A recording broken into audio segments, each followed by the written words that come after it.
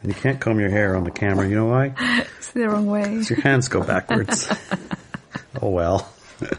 Welcome to another episode of Driving to the Res. With your favorite hosts, Larry and Inelia. Yep, that's us. That's us. And this is the, well, you know, first half hour or so. Yeah. Try to keep it short and sweet, right? And our topic is our newsletter. Mm-hmm. I say our, but you wrote it, but I was part of writing it because I brought you breakfast. Yeah, yes, you did. Yeah. Yep. It was very nice breakfast, by the way. Thank you. Mm-hmm.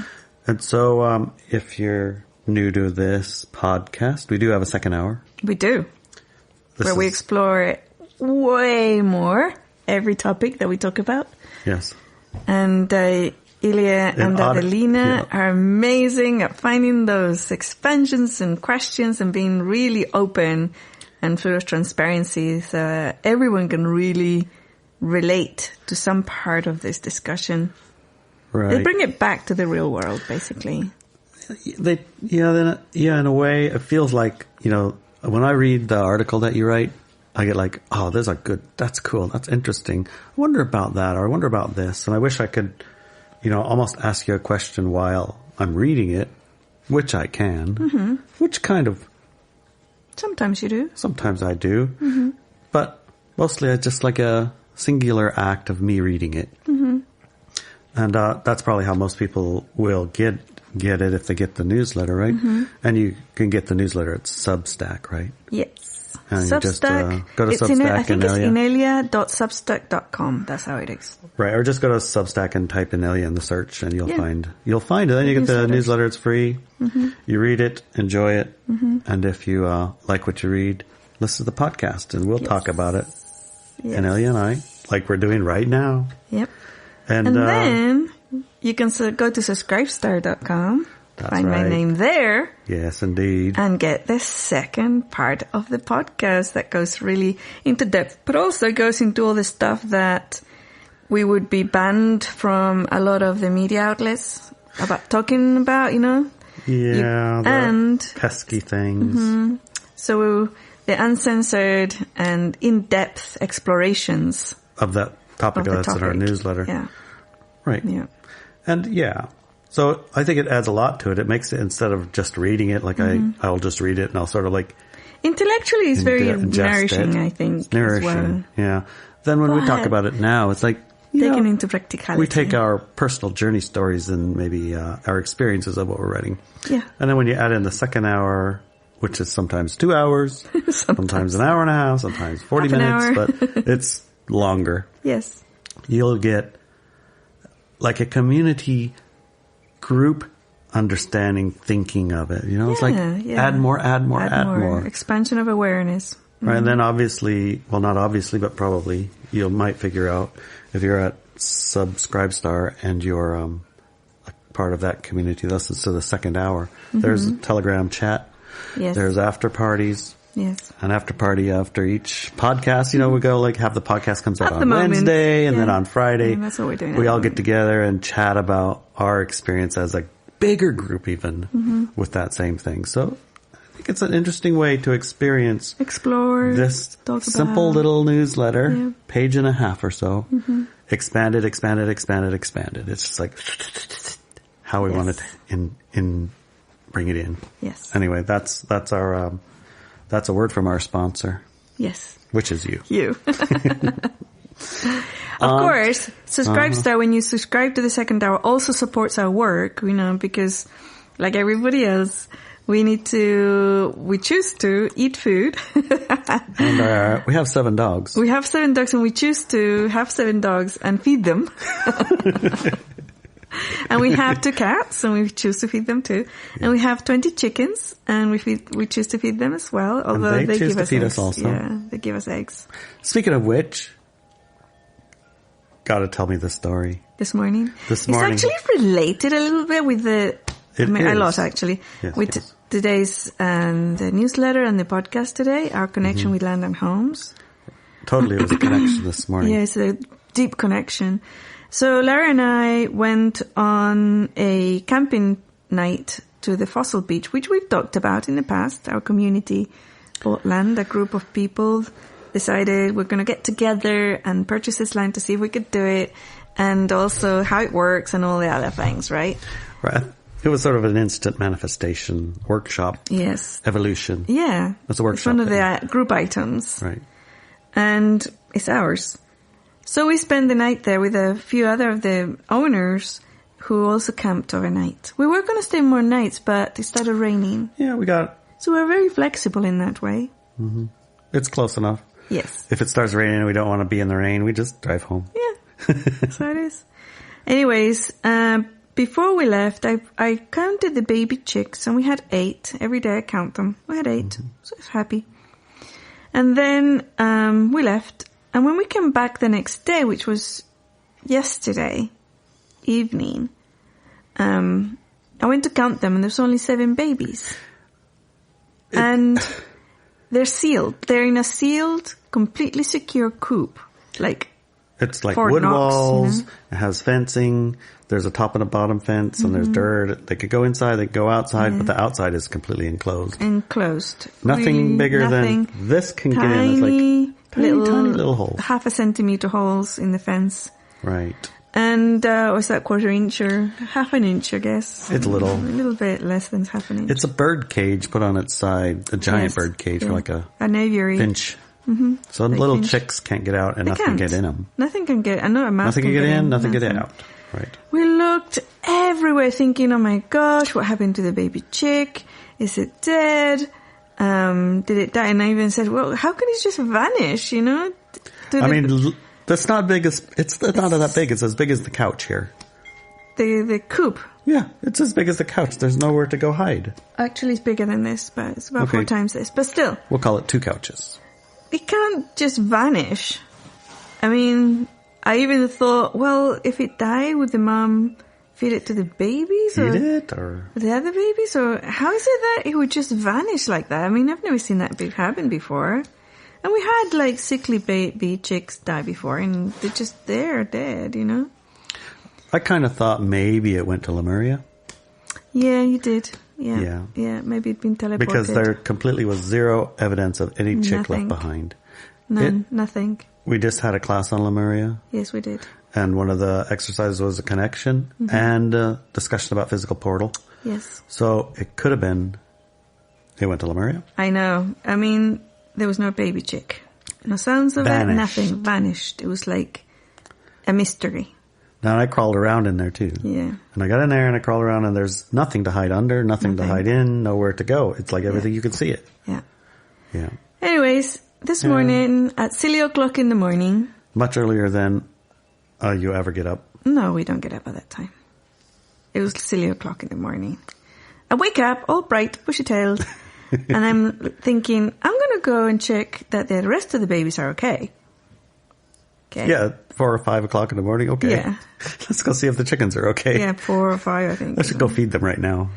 Anyways, so I get up in my PJs, I put a coat on and boots on, and I go outside, and I can see them from a distance that the mama and the babies are fine. But now it's a great idea. I'm going to feed them. And there's still 7. And there's still 7 babies, yeah. So there's still one missing. Yeah.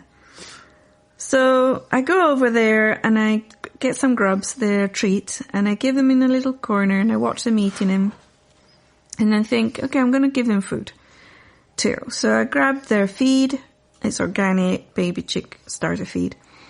And I'm thinking, but I don't want to put it here where I do it all the time. I want to put it over there on the other side of the cage.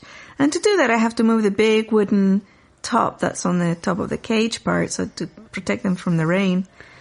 And from anything falling on it too. And so or dogs jumping on. Yeah. Or whatever's trying to get in it. Yeah. So I move it a little bit more. And I still can't get in because there's a little catch at the top of the cage. I wanted to put my hand in there for some reason. Anyways, so suddenly, as I'm moving it a little bit over so it doesn't fall, my arm just jerks and throws it flying off. This big, heavy piece of wood goes flying into the air and away from me. I'm like, well, that was interesting. And then I reach over to get the latch. To get the feet onto the other side of the cage. And as I'm leaning over that area, I look inside the actual chick feeder. This is a plastic round, tubey tube thing where you put the food inside and it comes out of the bottom.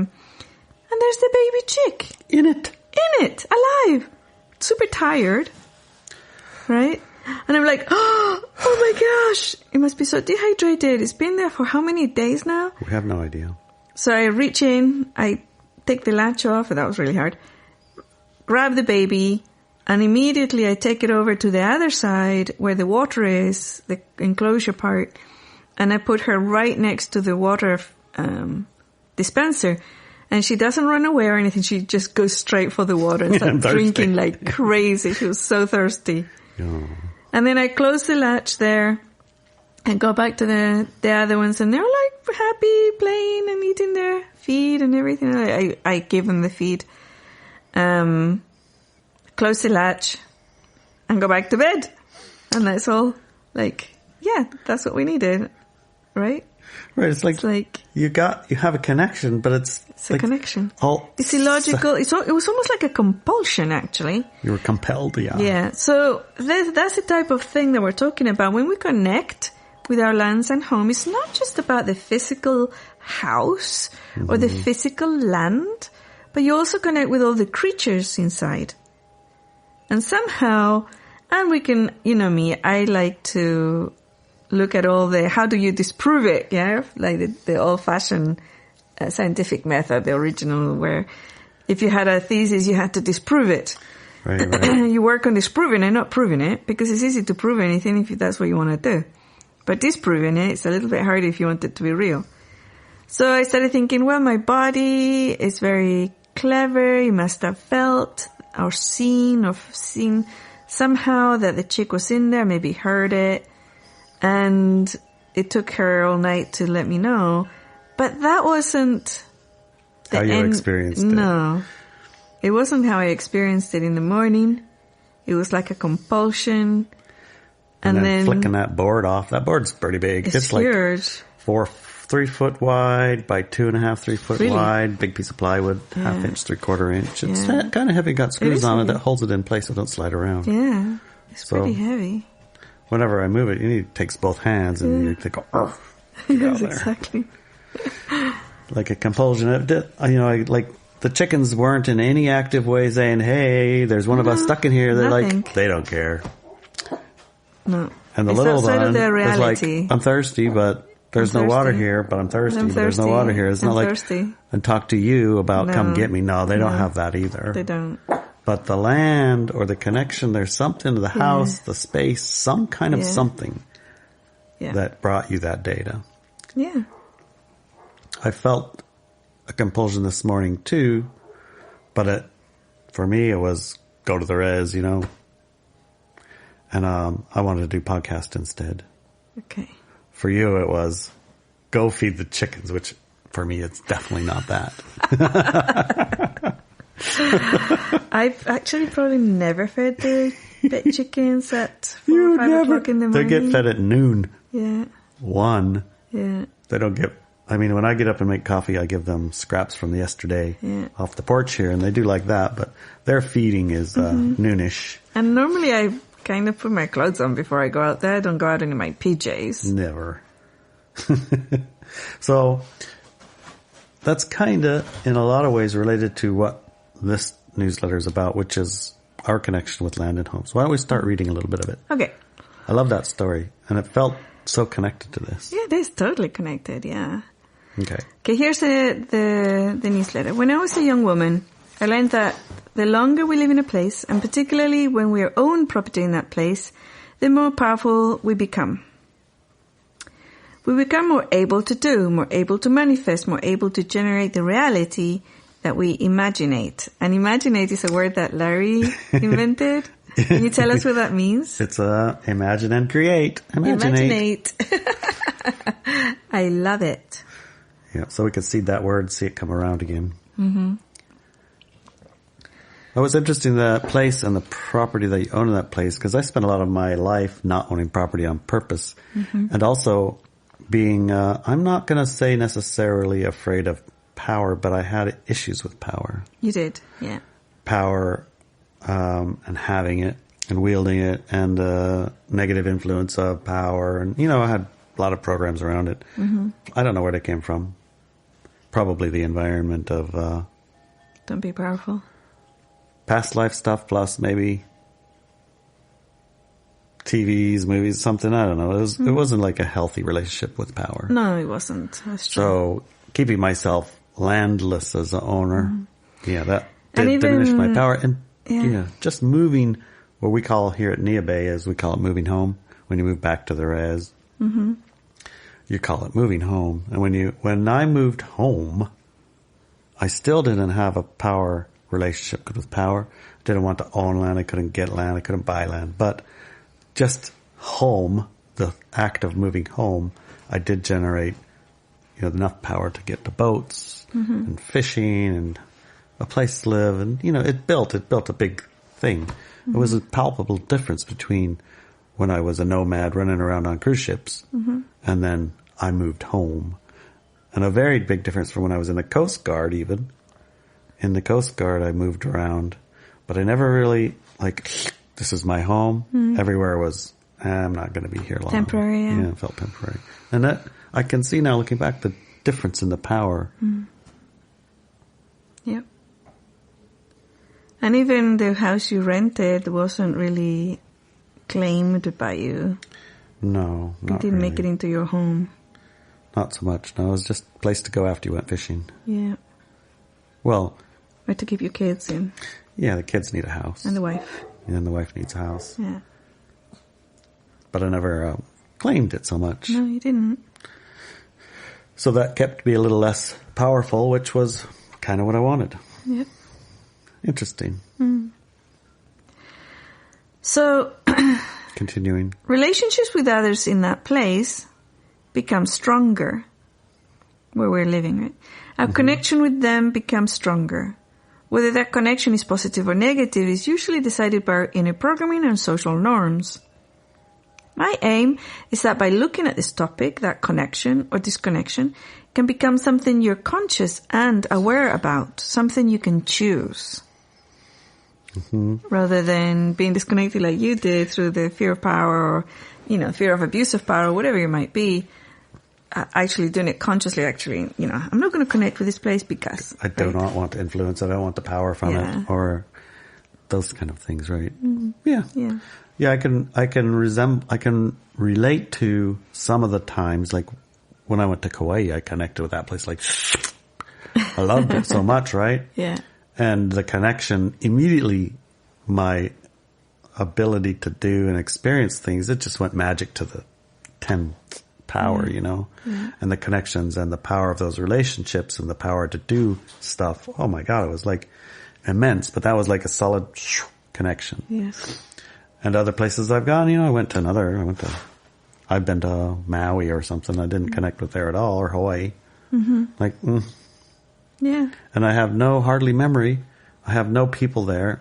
I have no anything. Just I skimmed by it. You know what I mean? Yeah. So a big difference in the connection part. Yeah. Later in life, I learned that the Machi, the wisdom keepers and leaders of the Mapuche people in Chile and Argentina, create such a powerful connection with the place they live that it is said they cannot be away from it for more than 6 months or they will die. I can believe it. I learned about this in a news article about a Machi who had been arrested and was in jail. The defense attorney was trying to get him out of jail because his crime did not warrant a death sentence. I'm not sure what happened with that Machi or the trial, but it illustrates how strong the link between the Machi and the land is. Of course, the Machi carries a job and a responsibility that most of us don't. We're not gonna die if we stay away from home for more than 6 months. Or even if we don't have a home. But on an energetic level, things do happen. I've heard the stories of people being so homesick that they... Yeah. But, it's not like regular, I say... It's not a regular experience, but it's like... It's quite unusual. Getting separated from your homeland and then they're so diminished in everything. Right? So... Or they go to create their home, right? Yeah. You go to... New York, and you have China in New York, and or Yeah, those kind of things. Chinatown. Yeah. Chinatowns is a famous one, of course, but I think each home has a place, usually in a city they go to and they gather. I think in, like some states, like Iowa or Nebraska or somewhere in one of those, they have, some European communities that's a really strong Polish or polka or I don't know what it is, but yeah, I think they connect. They connect in the space by bringing their old connection with them or something. Anyway. There's a few things, like in ancient Greece, when somebody did a crime that was so hideous that not even the death sentence would be enough to punish them, they used to be exiled. Yeah. So exile was the ultimate punishment, which means taking you away from your place, your land, your family, your everything. Which probably, illustrates how more aware, I think, to some degree they were at that time about this connection, because I kind of think it's been diminished to some bit, you know? Yeah. Well, I carry a matrilineage, but also in my family we carry the matrilineages at a genetic level and also gypsy lineages. And one of the things that my mom always did, and actually I do too, is to carry with us soil, rocks and sticks from our land. We do that all the time.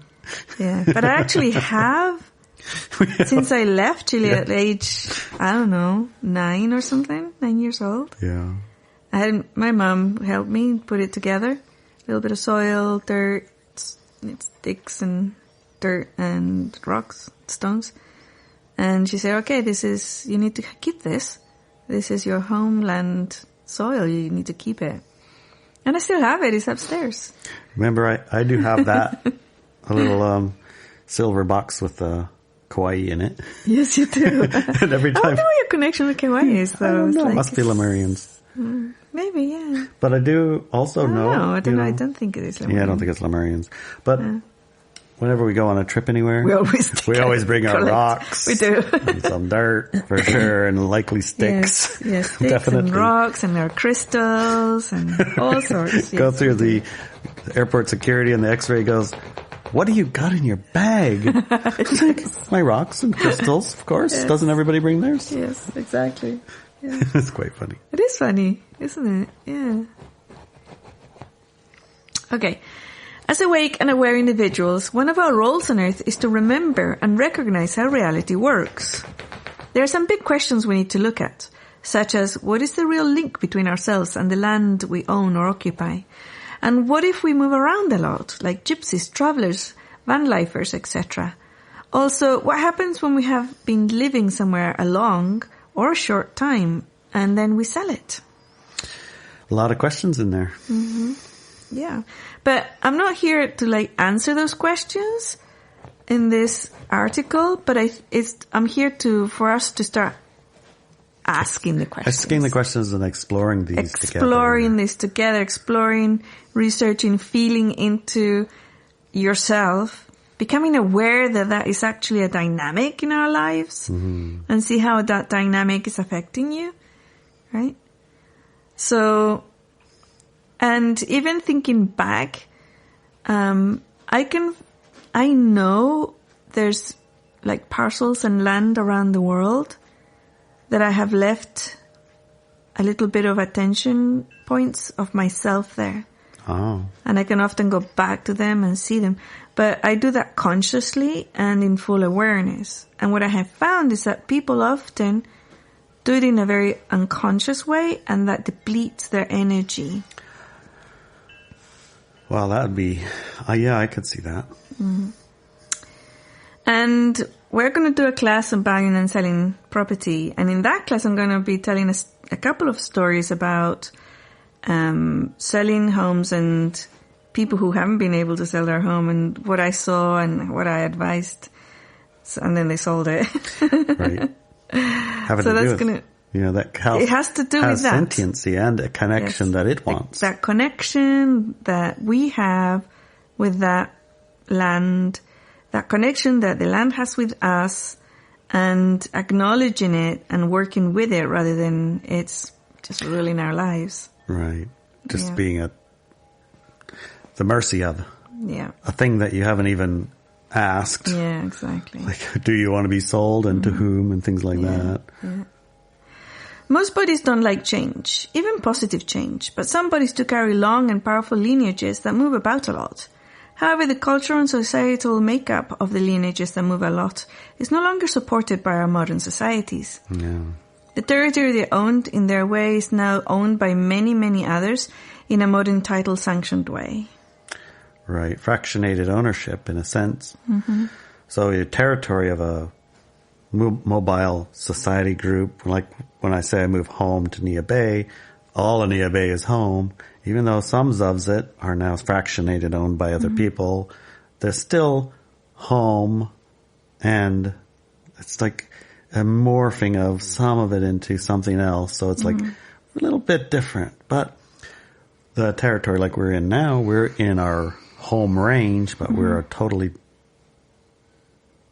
divorced from being able to claim it as home.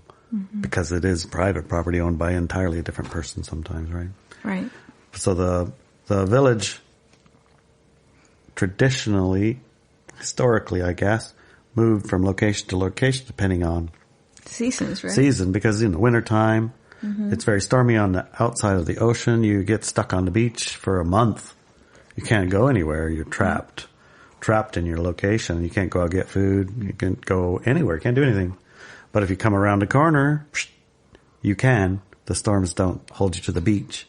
Plus, the other village locations from the summer come together too, and they like have parties and enjoy each other's company and do projects together and, find brides and grooms. All that kind of thing that can't really happen in the summer village where you're in your little smaller group, sort of like, right.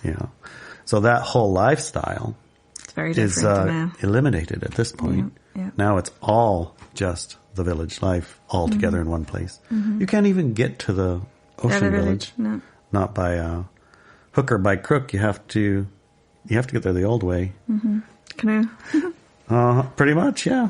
But, we're not very good at canoes. We're not. Not compared to how we used to be. Anyway. It used to be that migratory or nomadic people had large territories where they would move during the different seasons and to keep the land fertile and animals well stocked. It wasn't, you see, that they had nowhere to live, so they had to move about a lot, but that their territory was so vast that they had many locations to settle down from season to season, year to year. As that territory became fractured and settlers moved on to them, creating towns and cities, the nomadic people were pushed to the fringes of their previous territory and even cut off from access entirely. In the USA, for example, the indigenous population were clustered into reservations. These reservations are held as land in trust for the population by the federal government, a private corporation. The land in the reservation was then split into parcels and each family was given a parcel. At least that was the idea. As each person moved into their parcel, which was still held in trust by the federal government, their connection to the larger tribal territory was partially severed, but not entirely. Yeah, it became very just fractured. It's very, very different. In some ways even, the idea to give the family members parcels was a part of a way to give them a reservation and then take it away because some of them wanted alcohol and sold it. Some of them wanted money and get the heck out of there and sold it. And so all of that reservation land held in trust turned out to be sold for pennies. Yes, indeed. So they had all kinds of different maneuverings to adjust that so that I did whatever the agenda happened to be at the time and the place. But it's a strange thing, mixed motives, Anyway, at this point, where we are now is where we are. Yeah. So, moving forward, how do we, hold what the purpose is, calling it home, and this is your home, and this is where your power is, and owning it, and claiming it, and all those things. That's kind of stuff we got to go over in the class, I think. Yeah, because that also relates to if you're renting, which is kind of what you're doing in the res. We're all really a member of a tribe. Yes. Right. Many different tribes sometimes. So sometimes you're renting, sometimes you're staying temporarily, sometimes you own the place, sometimes you kind of own it, own the right to be there, all sorts of different ways in which this can go. And what we're going to cover is, like again, I want to talk about this more and become aware and conscious of it, but an article is not really the place because it's a lot of information. But I wanted to become conscious, something that we do consciously, and we become aware of the energies and what's going on, right? Right. So at the end of the day, you don't say, gosh, I'm so depleted by. Yeah. Unless you want to be depleted by having your properties or whatever. Yeah. Right. Yeah. Where our connections are still intact, but we no longer have access of ownership of that location, it becomes a drain of our power, chi, ability to do. And when we divorce ourselves and disconnect ourselves from where we live, our power also becomes depleted. Right. You got to remember, we voluntarily do these things. Yeah, we do. But sometimes we voluntarily do these things through a subtle manipulation, let's say. Yes. It's like unconscious programs or whatever. Unconscious program that's, sure, it's there by agreement, but it's not like in support of your prime purpose, let's say. Right. So we got to be aware of these things, become conscious of these things. If you're not, become aware of what depletions are and where these things are, can be resolved. Yeah. Because right here, right now, in the time that we're in, you need your power, man. We do. We need our power. You need it. Mm-hmm. Yeah. So, the point here is become aware. Right, that's it. That still being connected to places you don't have access to are no longer yours, deplete you. And not connecting with the place you live at, and I don't care if you're renting it for a day or you're renting it for 20 years or you own it. If you don't connect in a healthy way, that's also going to deplete you. Yep. Okay, so start thinking about that. Start researching. There's tons of information around that too. Okay. I think. There will be, certainly. There will be through the class too, yeah. Although that's more focused on buying and selling land. Right. But it also will indicate and will show you how this works at a technical level. My family has gypsy lineage. From that lineage came the knowledge that no matter how long you live in a location, say a night at a hotel or several decades in a house, there are various hacks you can carry out in order to stay filled with the ability to do. Stay powerful, healthy, settled, and happy. That sounds all good. Yeah. Hacks. Which is really interesting, isn't it? Because one part of my lineage is from a lineage that say you have to stay in one location. If you stay away from it, if you leave that location, you're going to die in 6 months. Yeah. Right? Yeah. And the other one is you move around through the territory a lot, right? Or even the countries and world, because that translated in a modern way that I would move house every 2 years. So I would pick up and leave, whether I was renting, owned the place, or it didn't matter. I would move, whether within the same city, sometimes in different cities, sometimes in different countries. But if throughout my life I was never able, to stay longer than 2 years in a place. And the energy that I could feel was, I would used to call it sticky. I would call it the energy sticky with the people, with the location and everything. And I carried on like that until I got together with you. And you didn't want to own anything. So we kind of were butterflies in the air for a while. And then it came crashing down because the human collective said, that's enough. Messing about you too. You gotta do this. Okay. But it wasn't unconscious. I knew what was happening. So I wouldn't make that house. I wouldn't make that connection even if I was in a place for a day. When we carry those hacks out, both when we arrive there as well as when we leave, which is a time when we pull our power and connections back, we stay integral. One of these important hacks, for example, is to cleanse the property. This doesn't just mean dusting and brushing it, although the way in which we do this can have radical effects in our lives, or simply have a dust-free home, one or the other, right? I have a video on how to do an energy cleanse you can watch. It is very basic, but will have strong effects in your environment And we'll probably put the link in the show notes. Yeah, that's a good one for when you go to your hotel for the night or something like that. But also good if you're going to move into a house. I mean, if that's the only thing you do, it's awesome. Awesome. Really, really good. It's shockingly effective. Yes, it is. And it's amazing how it works because you can do it and hear it work. Yes, and you go like, holy moly, that's real. Yes. Right. Yeah. Land is also often bought without realizing that it has unsevered connections from previous owners and creatures, or a history that needs revealing. Oh man, yeah, that's true. Yeah. And just as often the person or family will work on the land without creating the powerful links that will support their power and capacity to manifest, but see it as the end result of a manifestation journey instead. While acquiring land can be the result of a manifestation journey, since it is land, this is only the beginning of the relationship, not the entirety. Right. That paragraph needs a bit of unpacking, I guess.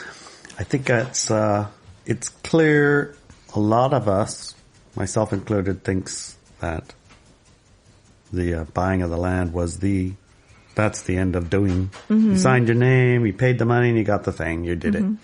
The did it is only just the start. Yes, exactly. So this is what you need to know, so the land isn't depleting you. Right. The property, the thing, whatever it is, isn't depleting you. It's empowering you. Mm-hmm. It's lending you its power to create together the things that amplifying. That's it. Yeah. That's the right word. Yeah.